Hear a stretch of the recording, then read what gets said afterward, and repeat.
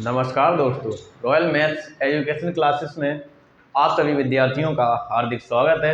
मैं राजीव कुमार इटावा स्टूडियो से आपके लिए लाया हूं हिंदी व्याकरण। हिंदी व्याकरण में वाक्य विचार पर चर्चा हो रही थी। वाक्य विचार किसे कहते हैं, कितने प्रकार के होते हैं, इसका आज लास्ट प्रकार है। सबसे पहले नंबर 1 प्रकार होता है वाक्य का, जो कि रचना की दृष्टि से या रचना के आधार पर 3 प्रकार के वाक्य और उसी प्रकार से अर्थ के आधार पर 8 प्रकार के वाक्य। आज देखेंगे क्रिया के आधार पर वाक्य को कितने वर्गों में विभाजित किया जाता है। तो हेडिंग रहेगी क्रिया के आधार पर, या सी नंबर डाल दें या थर्ड नंबर डाल दें। क्रिया के आधार पर,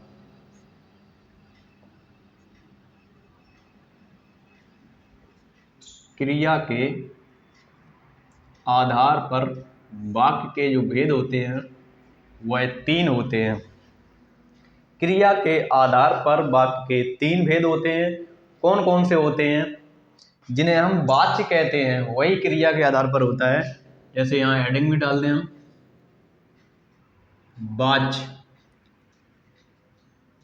वाच्य का मतलब होता है कथन। वाच्य का मतलब कथन होता है। तो क्रिया के आधार पर कितने प्रकार के वाक्य होते हैं? 3 प्रकार के होते हैं। कौन कौन से होते हैं मित्रों? कौन कौन से होते हैं? तो क्रिया के आधार पर 3 प्रकार के होते हैं। नंबर एक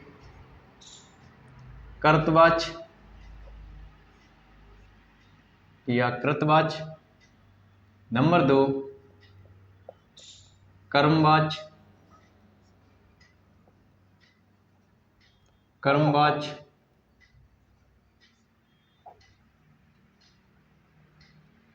कर्मवाच्य।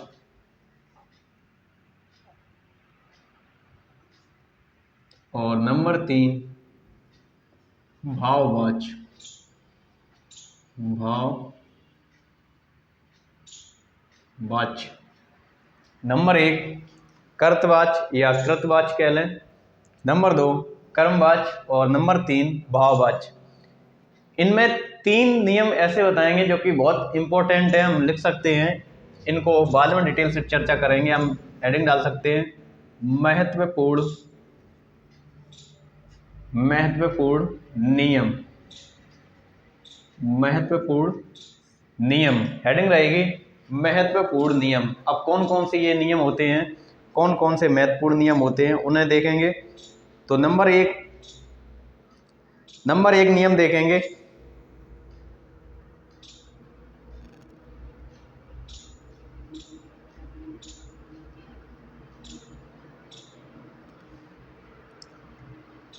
नंबर 1 नियम देखेंगे,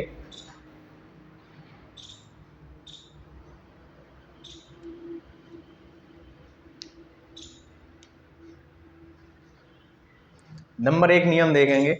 पॉइंट नंबर 1 या ए कह लें। अब कृतवाच्य या कर्तवाच्य लिखा हुआ है, इसका मतलब ये होता है जो क्रिया होती है, क्रिया का लिंग व वचन कर्ता के अनुसार होना चाहिए। जैसे कर्ता में चेंजिंग आएगी उसी प्रकार से क्रिया में चेंजिंग आएगी, क्रिया के लिंग और वचन में चेंजिंग आएगी। तो नंबर 1 नियम लिखा हुआ है, यदि कर्ता की विभक्ति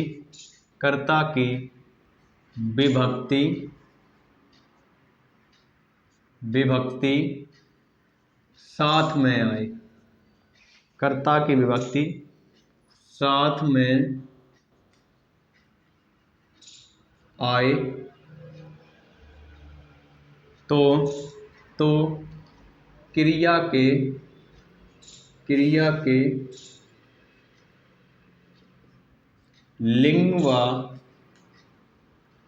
क्रिया के लिंग व वचन के अनुसार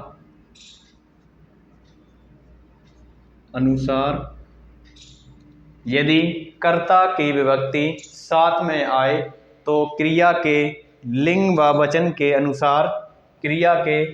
व वचन के अनुसार कर्तवाच्य नहीं होगा। कर्तवाच्य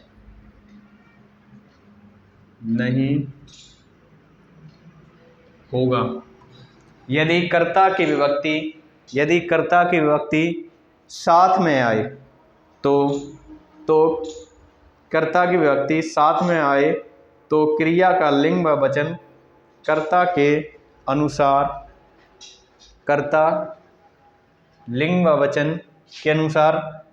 कर्तवाच्य नहीं होगा। पॉइंट नंबर 1, कर्तवाच्य नहीं होगा।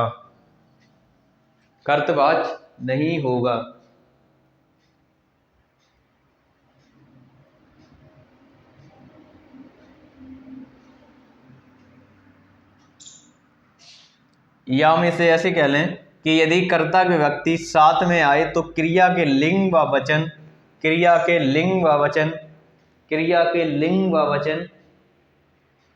कर्ता के अनुसार नहीं होगा। लिंग व वचन कर्ता के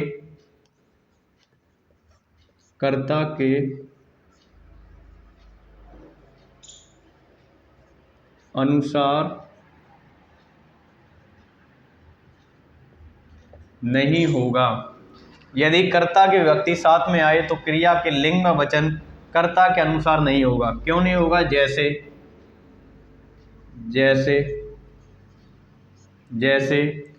राम ने अखबार पढ़ा। राम ने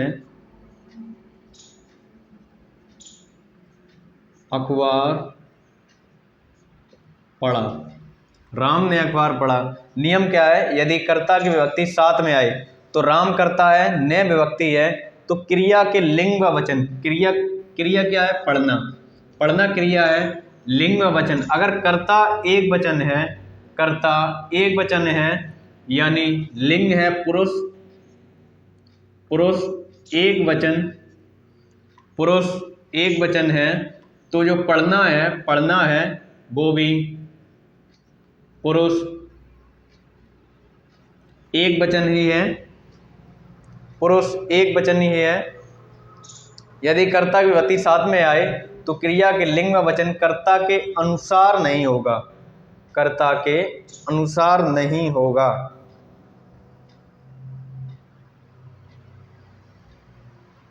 जैसे हम कह लें या अखबार हटा दें, राम ने पुस्तक पढ़ी। जैसे अभी लिखा था राम ने अखबार पढ़ा, तब तो राम के अनुसार ही क्रिया थी। राम भी एक वचन था यानी पुल्लिंग था, और पढ़ना भी एक वचन यानी पुल्लिंग थी।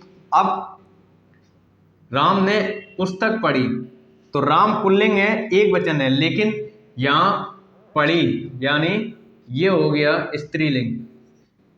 क्रिया हो गई स्त्रीलिंग एक वचन। राम ने पुस्तक पढ़ी। तो कर्ता के अनुसार नियम क्या है? यदि कर्ता की विभक्ति साथ में आए तो क्रिया के लिंग व वचन कर्ता के अनुसार नहीं होगा।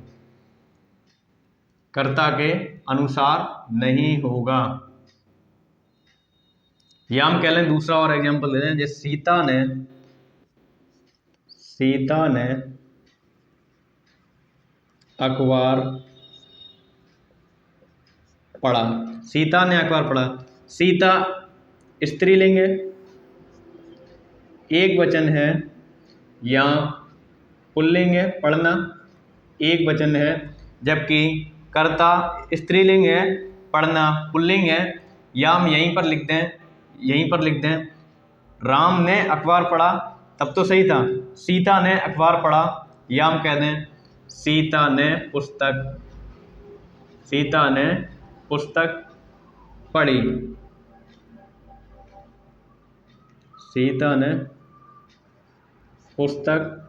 पढ़ी। अब ये दोनों स्त्रीलिंग हो गए। तो नियम क्या है? यदि कर्ता की विभक्ति साथ में आए तो क्रिया के लिंग व वचन कर्ता के अनुसार नहीं होगा। अगला नियम देखेंगे, नियम नंबर 2, आप लोग नोट कर लें। नियम नंबर 2, नियम नंबर 2 क्या कहता है?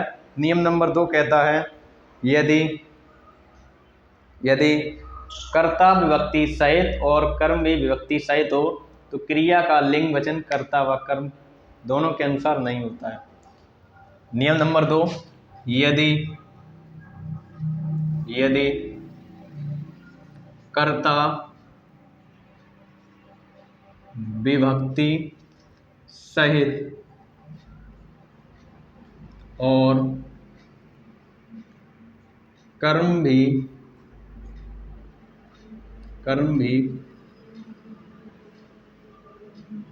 विभक्ति सहित हो तो क्रिया का लिंग व वचन कर्ता व कर्म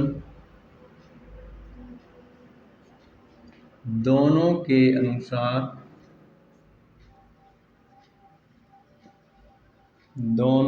अनुसार नहीं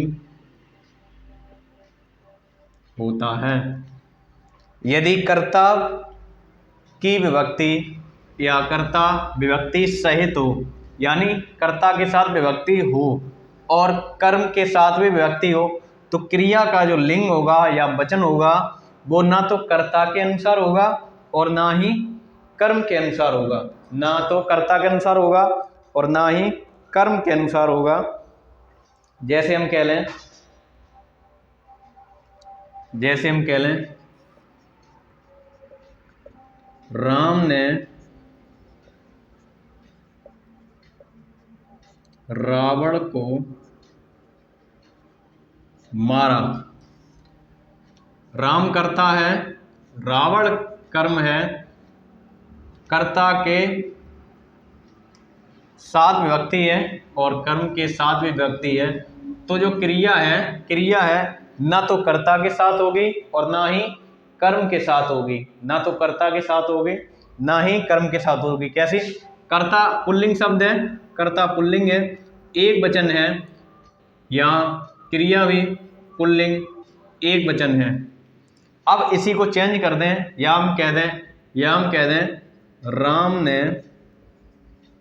राम ने सीता को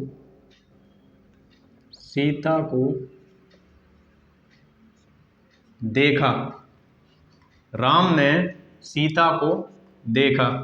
राम एक वचन है, पुल्लिंग है, राम एक वचन है, पुल्लिंग है। यहाँ कर्म भी एक वचन था यानी पुल्लिंग था। यहाँ सीता स्त्रीलिंग है, एक वचन है। यहाँ देखना पुल्लिंग है, एक वचन है। तो कहने का मतलब ये है यदि कर्ता विभक्ति सहित हो यानी कर्ता के साथ विभक्ति हो, कर्म के साथ भी विभक्ति हो, तो जो क्रिया के लिंग व वचन कर्ता और कर्म दोनों के अनुसार नहीं होगा। आप लोग नोट कर लें या स्क्रीनशॉट ले लें और अगला नियम देखेंगे, नियम नंबर 3।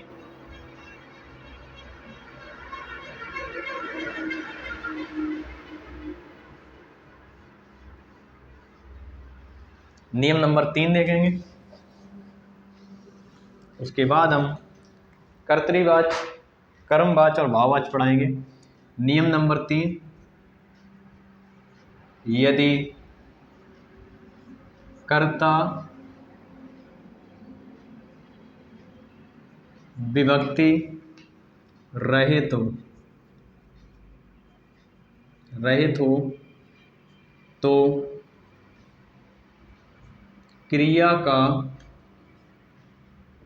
लिंग व वचन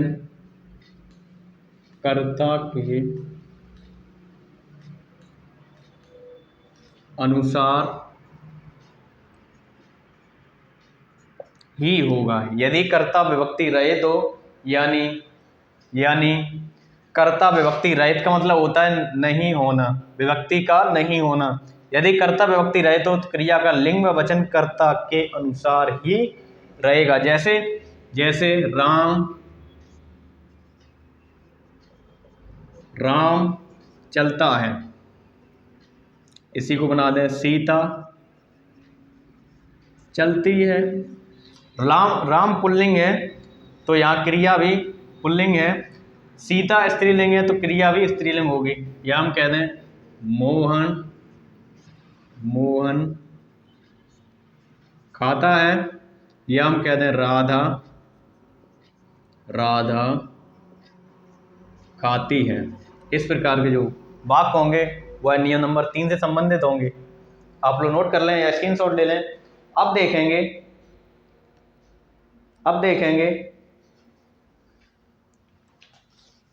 क्रिया के आधार पर जो वाक्य के भेद हैं, यानी पहला भेद जानेंगे कर्तृवाच्य।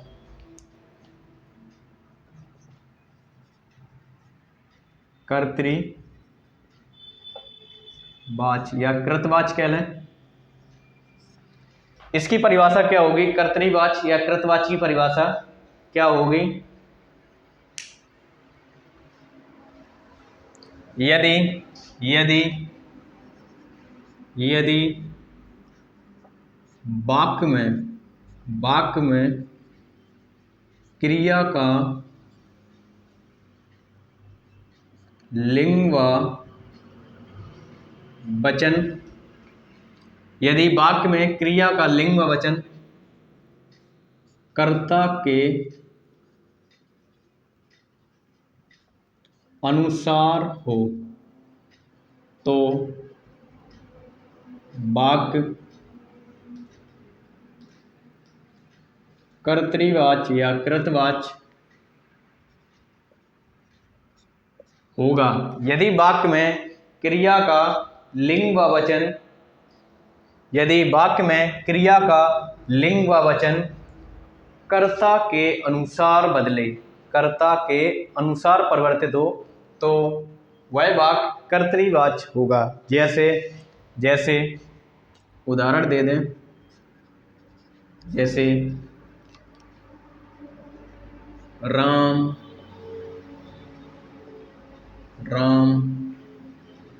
दौड़ता है। राम यहाँ करता है,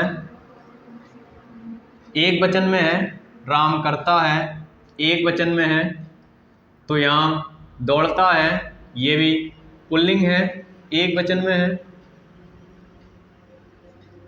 दौड़ना क्रिया है, तो यह जो वाक्य है वह कर्तृवाच्य होगा। या हम कह लें सीता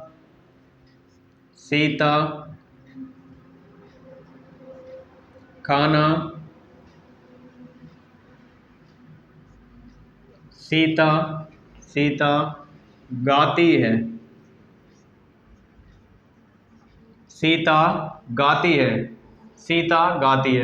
सीता स्त्रीलिंग है, ये गाती भी स्त्रीलिंग है। तो कर्ता के अनुसार क्रिया के लिंग और वचन में परिवर्तन हो रहा है। कर्ता के अनुसार क्रिया के लिंग व वचन में परिवर्तन हो रहा है। अगला एक दो उदाहरण और देख लें। जैसे कह लें राम दूध पीता है। अब यहाँ जो राम है उसके अनुसार पीता लिखा है, यानी पीना क्रिया आई है। तो अगर हम यही लिख दें सीता दूध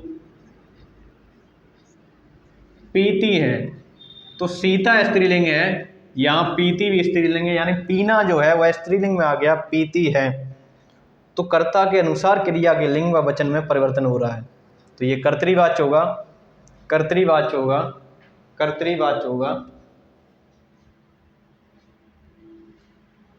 आप लोग नोट कर लें या स्क्रीनशॉट देख लें। अब देखेंगे अगला कर्मवाच्य।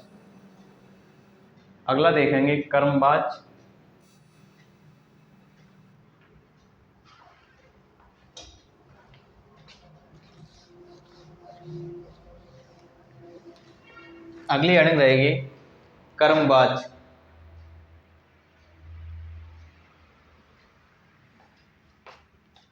हेडिंग नंबर 2 रहेगी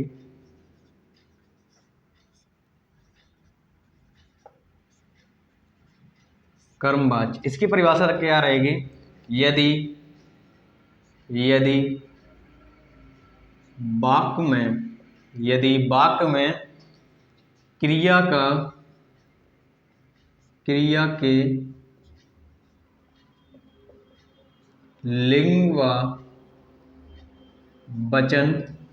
के लिंग व वचन कर्म के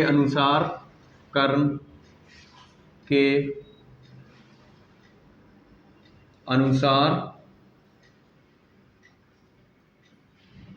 परिवर्तित हों तो वाक्य कर्मवाच्य होगा। यदि वाक्य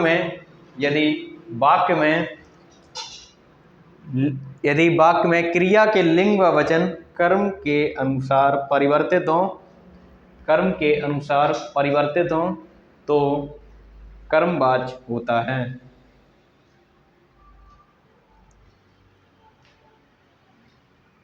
या हम कह लें, नोट डाल के लिख लें, कर्मवाच्य में क्रिया जो होती है वह सदैव सकर्मक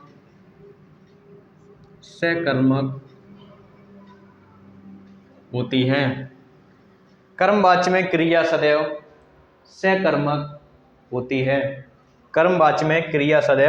सकर्मक होती है।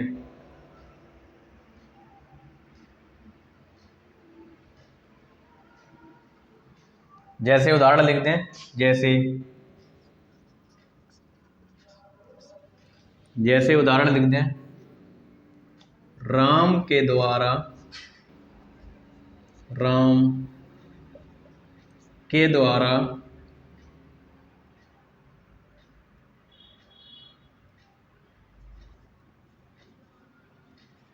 पुस्तक पढ़ी गई। राम के द्वारा पुस्तक पढ़ी गई। यहाँ राम पुल्लिंग है यानी कर्ता है, तो कर्ता के अनुसार क्रिया में परिवर्तन नहीं हो रहा है। यहाँ कर्म के अनुसार, कर्म क्या है? कर्म है पुस्तक। कर्म पुस्तक है, लेकिन पुस्तक जो शब्द है वह स्त्रीलिंग है, एक वचन है। पुस्तक के अनुसार क्रिया के लिंग व वचन में परिवर्तन हो रहा है। जैसे पुस्तक शब्द है वह स्त्रीलिंग है, तो जो क्रिया है पढ़ी वह भी स्त्रीलिंग है, तो कर्म के अनुसार क्रिया में परिवर्तन हो तो उसे कहते हैं कर्मवाच्य। और सकर्मक क्रिया है, क्योंकि इस वाक्य में सकर्मक क्रिया मतलब जब कर्म होगा तभी तो कर्मवाच्य का उदाहरण होगा। जिस वाक्य में कर्म होगा वही तो कर्मवाच्य का उदाहरण होगा। तो हम कह सकते हैं क्रिया सकर्मक होती है। या हम कह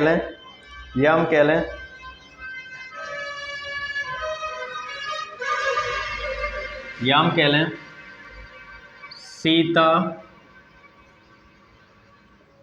के द्वारा पुस्तक पढ़ी गई। तो यहाँ पुस्तक के लिए जो स्त्रीलिंग क्रिया है लिंग व वचन में परिवर्तन हो रहा है, ना कि सीता के लिए। या हम कह लें राम के द्वारा अखबार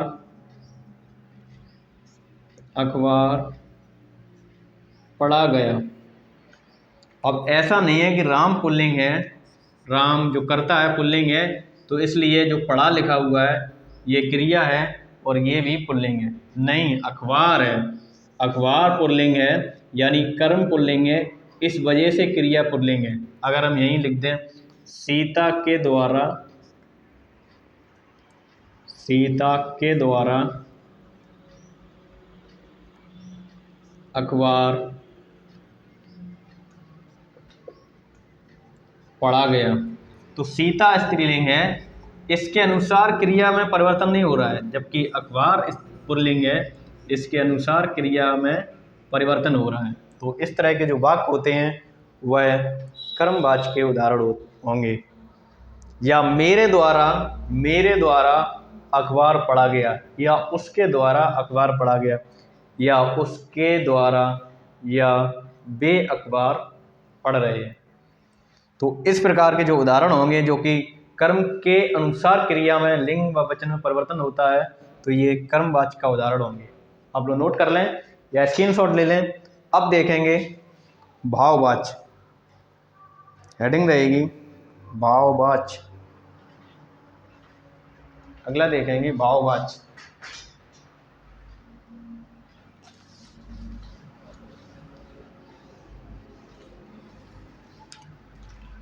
भाववाचक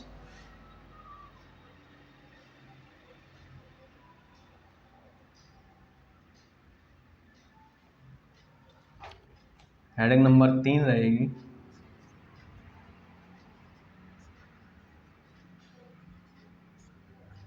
भाववाचक। किसी वाक्य में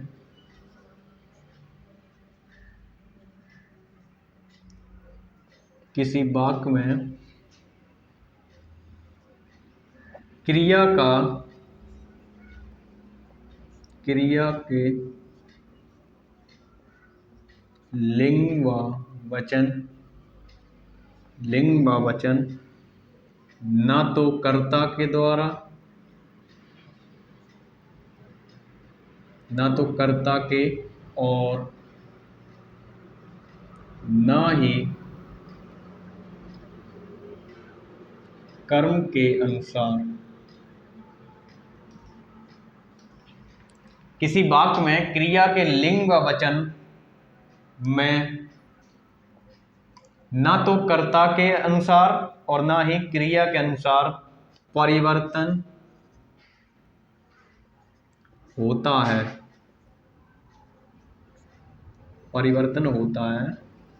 तब भाववाचक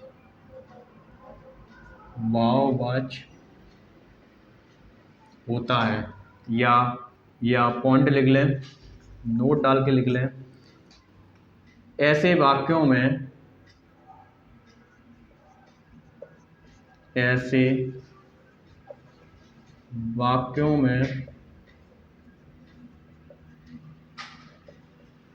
निषेधता ज्यादातर देखने को मिलती है।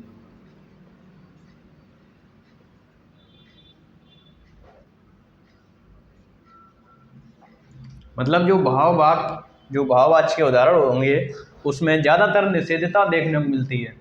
ऐसा नहीं कि सदैव वाक्यों में निषेधता देखने को मिलती है, लेकिन ज़्यादातर देखने को मिलती है।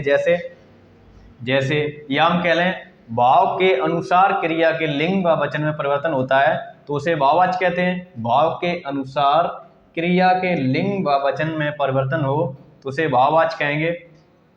जैसे उदाहरण दे दें,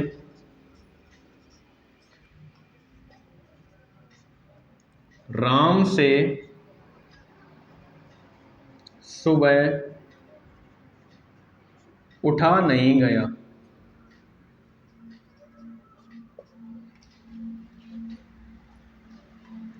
राम से सुबह उठा नहीं गया। तो राम के लिए क्रिया में जो उठना है वह परिवर्तन नहीं हो रहा है, ये भाव हो रहा है। भाव, राम से सुबह उठा नहीं गया। या हम कह लें राम से उठा गया। राम से उठा गया, तो ये भी भाववाचक का उदाहरण होगा। यहाँ निषेधता नहीं दर्शाई जा रही है। सदैव निषेधता वाले वाक्य जो होते हैं भाववाचक के माने जाते हैं, लेकिन सदैव नहीं माने जाते। राम से उठा गया या राम से पढ़ा गया। राम से पढ़ा गया, इसी में हम कह लें राम से पढ़ा नहीं गया। राम से पढ़ा नहीं गया। राधा से खाना बनाया नहीं गया। मोहन से क्रिकेट खेला नहीं गया। इस प्रकार के जो वाक्य होंगे वह भाववाचक के उदाहरण होते हैं। भाववाचक के उदाहरण होते हैं। तो मित्रों, आप लोगों को बात समझ में आए होंगे। अगर समझ में आए हों तो ज़्यादा से ज़्यादा मित्रों को शेयर कर दें और लाइक भी कर दें। ये जो वाक्य के या वाक्य के प्रकार थे ये समाप्त हो चुके हैं। अगले टॉपिक से देखेंगे, हम समास के बारे में जानकारी लेंगे, समास को डिटेल से पढ़ेंगे। तो आज के लिए इतना ही, मिलते हैं अगली वीडियो में। तब तक के लिए नमस्कार।